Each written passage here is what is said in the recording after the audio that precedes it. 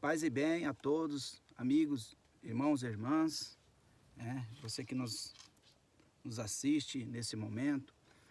Bem, eu tomei a liberdade de fazer esse vídeo por compreender que muitas pessoas têm desconhecimento da natureza dos demônios. Nós sabemos que hoje é o primeiro dia da quaresma e é um dia que o cristão é convidado a ficar nesses 40 dias com Jesus, se retirando, É um período de conversão, quarta-feira de cinza, onde você terá essa oportunidade de receber as cinzas, Você que vai à missa, você que é católico e você mesmo que compreende todo esse dia de reflexão que os católicos fazem. E eu tomei a liberdade de pegar algumas questões que vai caminhar conosco, nessa jornada quaresmal. Inclusive Jesus, foi tentado no deserto. Eu falo aqui do ponto alto do Morro de Santo Antônio, Ao fundo aqui você tem início aí você tem uma vista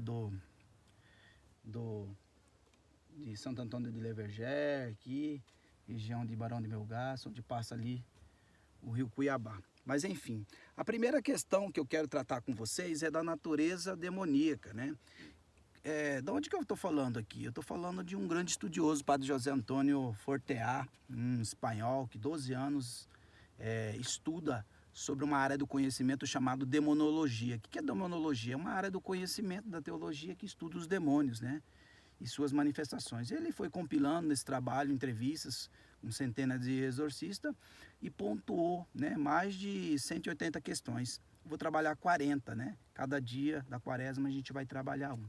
Na primeira questão, nós vamos tentar responder, segundo José, o que é o demônio. Lembrando que, para nós cristãos, ontem, hoje é dia 2, ontem iniciou o mês de março. O mês de março nós dedicamos totalmente a São José.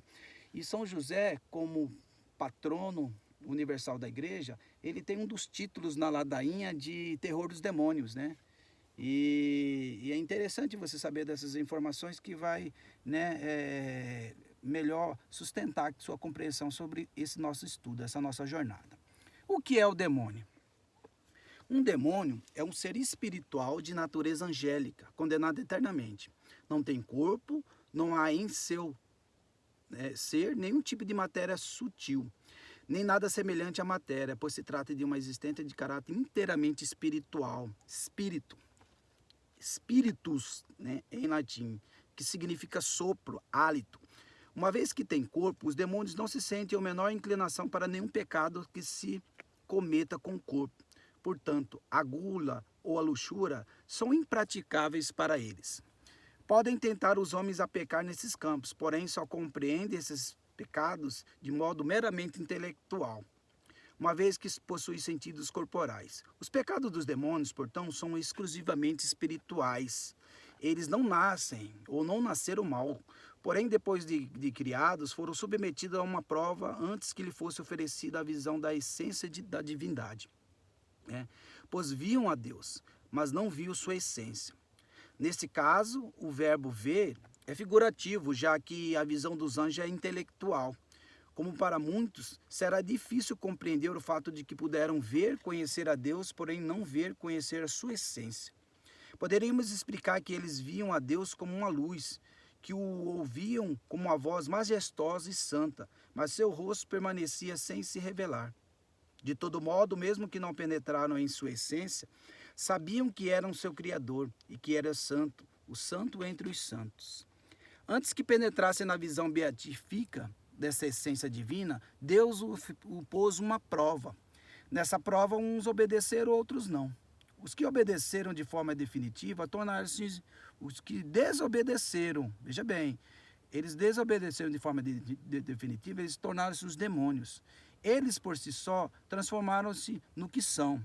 Ninguém os fez assim. A psicologia dos anjos atravessou uma série de fases antes que eles se transformassem em demônios. Essas fases não aconteceram de um tempo material, mas sim na eternidade, no Evo. Para os humanos, Por se dar na eternidade, no Evo, essas fases pareciam instantâneas. Porém, o que para nós parece breve, para eles foi muito demorado. As fases de transformações de anjos em demônios foram os seguintes. No início, ficaram em dúvida se a obediência à lei divina talvez fosse a melhor. Nesse momento em que voluntariamente aceitaram ser uma opção a considerar a possibilidade de desobediência a Deus, já cometeram um pecado. A partir daí, a aceitação da dúvida se constituiu um pecado venial, que pouco a pouco foi evoluindo para um pecado mais grave. Porém, nenhum deles nessa primeira fase estava disposto a se fazer definitivamente, nem mesmo o diabo. Já mais tarde, assentou-se neles o que suas vontades haviam escolhido, apesar dos conselhos da inteligência, a qual lhes recordava que a desobediência era contra a razão. Suas vontades foram se afastando de Deus e, consequentemente, suas inteligências foram aceitando como verdadeiro o mal que haviam escolhido, consolidando-se no erro. A vontade de obedecer foi se firmando, fazendo-se cada vez mais profunda. Assim, suas inteligências passaram a buscar cada vez mais razões para que tudo se tornasse cada vez mais justificável. Finalmente, esse processo os levou ao pecado mortal, que se deu em um momento concreto, por meio de um ato de vontade. Cada anjo, em determinado momento, não quis só desobedecer, mas, inclusive, optou por ter uma existência às margens da lei divina.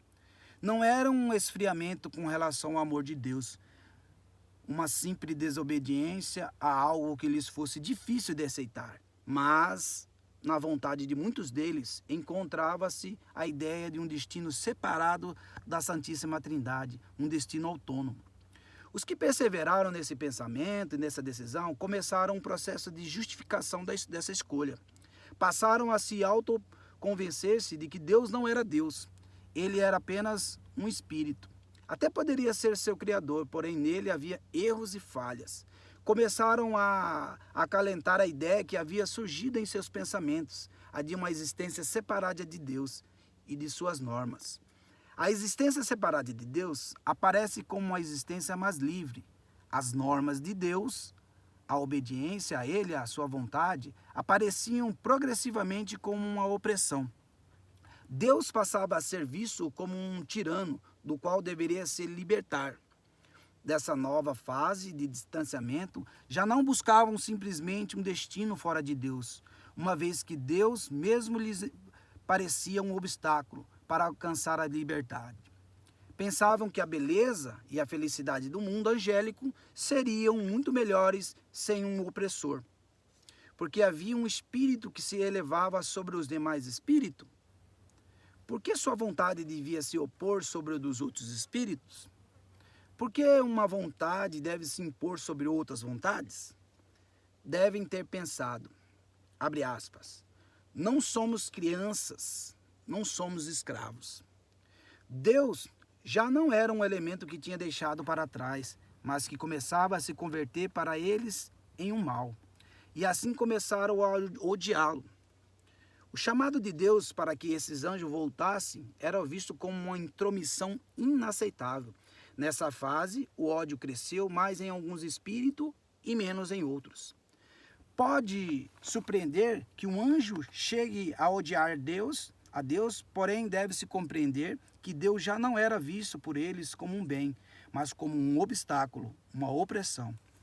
Eles representavam as cadeias dos mandamentos, a falta de liberdade. Já não eram vistos como pai, mas como fonte de ordens e mandamentos. O ódio nasceu com a energia de suas vontades, resistindo continuamente aos chamados de Deus, que como um pai os buscava. O ódio nasceu como uma reação lógica de uma vontade que tem de firmar-se na decisão de abandonar a sua casa paterna, para dizer, em termos que sejam inteligíveis para nós. É como que alguém que deseja sair de casa, no início quer apenas partir, mas se o pai o chama mais de uma vez, o filho acaba dizendo que o deixe em paz. Deus chamava, pois sabia que quanto mais tempo suas vontades ficassem, Deus chamava, mas sabia que quanto mais tempo suas vontades ficassem afastadas dele, mais se afirmariam nesse afastamento. Contudo, muitos dos anjos que haviam se afastado, em primeiro momento, voltaram. Essa é a grande luta nos céus, de que fala o livro do Apocalipse, no capítulo 12. Houve então uma batalha no céu. Miguel e seus anjos guerrearam contra o dragão. O dragão lutou juntamente com seus anjos, mas foi derrotado, e eles perderam seu lugar nos céus. Assim foi expulso o grande dragão, a antiga serpente, que é chamado demônio ou Satanás, o sedutor do mundo inteiro. Ele foi expulso para a terra, e os seus anjos foram expulsos com ele. Apocalipse capítulo 12, 7 e 9. Pergunto, como os anjos podem lutar entre si, se não têm corpo? Quais as armas foram usadas? O anjo é um espírito. O único combate que se pode travar entre eles é intelectual. As únicas armas que pode usar são os instrumentos intelectuais. Deus envia graça a cada anjo para que voltasse à fidelidade e se mantivesse nela. Os anjos davam argumentos aos rebeldes para que voltasse à obediência. No entanto, os anjos rebeldes mostravam suas razões para fundamentar sua postura e introduzir a rebelião entre os anjos fiéis. Nessa conversão entre milhares e milhares de anjos, houve baixas de todos os lados. Anjos rebeldes regressaram à obediência, anjos fiéis foram convencidos com a sedução dos argumentos malignos. A transformação em demônios foi progressiva. Com o passar do tempo, a eternidade é um tipo de tempo. Uns odiaram mais a Deus, outros menos. Uns se fizeram mais soberbo, outros nem tanto. Cada anjo rebelde foi se deformando mais e mais em pecados específicos. Assim como ao contrário, os anjos fiéis foram se santificando progressivamente. Uns se santificaram mais em virtude, outros em outra forma. Cada anjo se fixou em um aspecto e outro da divindade. Amou com uma medida de amor. Por isso, entre os anjos fiéis surgiram muitas distinções, segundo a intensidade das virtudes que praticavam. Cada anjo tinha sua própria natureza dada por Deus, porém cada um se santificou numa medida própria, segundo a graça de Deus e a correspondência de sua vontade. Exatamente ao contrário, ocorreu no caso dos demônios. Cada um recebeu de Deus uma natureza, se deformou segundo os seus próprios caminhos extraviados.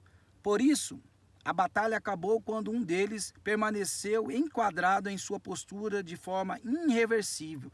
Chegou um momento em que havia só mudanças acidentais em cada ser espiritual. Cada demônio se manteve firme em sua imprudência, em seus ciúmes, em seu ódio, em sua inveja, soberba e em seu egoísmo. A batalha havia acabado. Podiam seguir discutindo, disputando, exortando-se durante milhões de anos. Para dizer em termos humanos, haviam semelhante mudanças acidentais. Foi então que os anjos foram admitidos na presença divina, e se deixou que os demônios se afastassem, que ficassem abandonados à situação de prostração moral que haviam escolhido para si. Como se pode observar, não se trata de ter enviado os demônios a um lugar de chamas, aparatos de tortura, mas que fossem deixados como estavam, abandonados em sua liberdade, em sua vontade. Não foram levados a nenhuma parte. Eles não ocupavam um lugar, não há onde levá-los, não há instrumento de tortura, nem chamas que possa atormentá-los, nem cadeias que o prendam. Tampouco os anjos fiéis entraram em algum lugar. Simplesmente receberam a graça da visão beatífica. Tanto o céu dos anjos como o inferno dos demônios são estados. Cada anjo tem o seu interior, seu próprio céu. Esteja onde estiver. Cada demônio, esteja onde estiver, leva seu espírito, seu próprio inferno. O momento em que não há como voltar atrás é quando o anjo vê a essência de Deus, porque depois de ver Deus já não poderá mudar de opinião, nem esconder a menor coisa que o ofensa ou que ofenda. Pois a inteligência assimila que esconder uma falta seria o mesmo que esconder o esterco em frente a um tesouro. Pecar, a partir de então, tornou-se impossível. O anjo, antes de entrar nos céus, compreendia Deus, compreendia o que era, imaginava sua santidade, sua onipotência, sabedoria, amor. Depois de ser aceito, para contemplar a sua essência, não só compreende, como também o vê.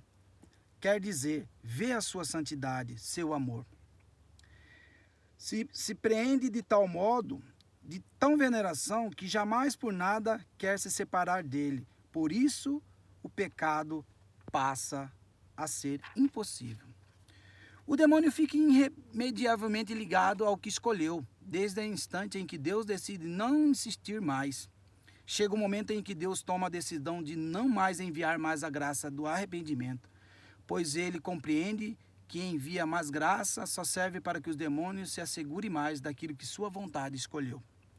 Porque cada graça de arrependimento só pode ser superada, só pode ser vencida, afirmando-se mais no ódio. Chega um momento em que Deus, amor, dá as contas. Deixe o seu filho seguir seu caminho, deixe o demônio seguir sua vida separado. Podemos dizer que não é de uma hora para outra que o anjo se transforma em demônio, já que se trata de um processo lento, gradual e evolutivo. Há um tempo certo em que o espírito angélico tem de tomar a decisão de desprezar ou não o seu Criador. Já foi dito que nesse processo pode-se voltar atrás. Essa é a celestial batalha de que fala o Apocalipse, no capítulo 12. Mas chega um momento em que os demônios se afastam cada vez mais. Não haveria sentido insistir. O Criador respeita a liberdade de cada um. Portanto, o demônio é um anjo que decidiu ter o seu destino distante de Deus e quer viver livre, sem amarras. Frequentemente, ele é representado em pinturas, esculturas, de modo disforme, uma forma muito adequada de representá-lo, pois se trata de um espírito angélico, deformado. Segue sendo anjo, somente sua inteligência e sua vontade são deformadas. A solidão interior em que permanecerá por séculos e séculos, os ciúmes ao compreender que os fiéis gozam de visão de um ser infinito, levam-no a reprovar o seu próprio pecado mais uma vez. Como odeia a si mesmo, odeia Deus, o que lhe deram razão para afastar-se.